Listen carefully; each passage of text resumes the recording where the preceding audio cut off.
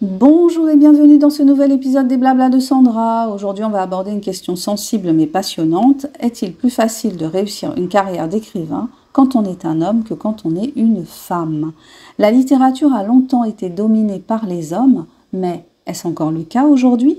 Petit retour historique. Pendant des siècles, les femmes ont été sous-représentées dans le monde littéraire.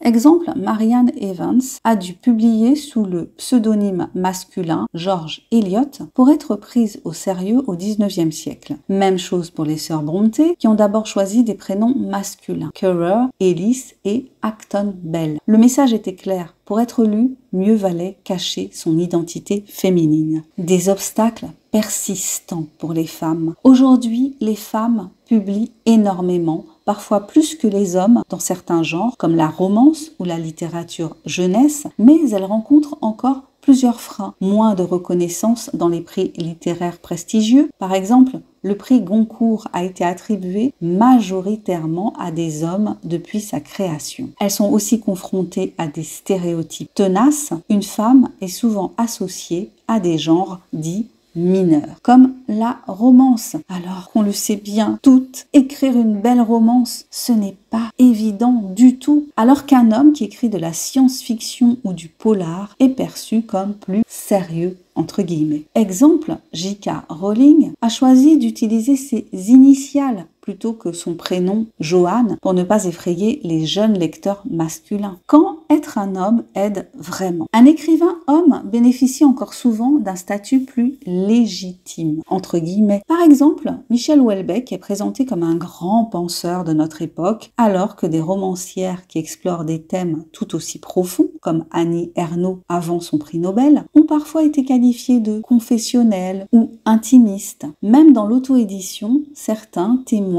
que les lecteurs prennent plus au sérieux un auteur homme, notamment dans des genres comme la fantasy ou le thriller. Mais les choses bougent, heureusement. Les lignes évoluent. Annie Ernaux a obtenu le prix Nobel en 2022. Virginie Despentes est devenue une figure incontournable de la littérature contemporaine et des autrices comme Colleen Hoover ou Sally Rooney dominent les ventes mondiales. Les réseaux sociaux et l'auto-édition offrent aussi plus de liberté, permettant aux femmes d'imposer leur voix directement auprès du public. Conclusion. Alors, est-ce plus facile d'être écrivain quand on est un homme? Historiquement, oui, clairement. Aujourd'hui, les femmes sont de plus en plus nombreuses à s'imposer, mais les inégalités de reconnaissance et de légitimité persistent encore. La bonne nouvelle, c'est que les lectrices représentent la majorité du public et ce sont elles qui font émerger les nouvelles voix. Merci de m'avoir écouté. N'hésite pas à partager tes impressions. Penses-tu que le genre de l'auteur influence encore la carrière littéraire? Allez, commente si tu l'oses. Abonne-toi, like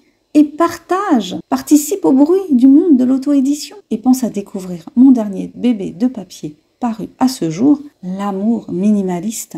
Une romance qui parle de deuil, de résilience et de renaissance à travers un nouvel amour avec tendresse, humour, passion et sensualité.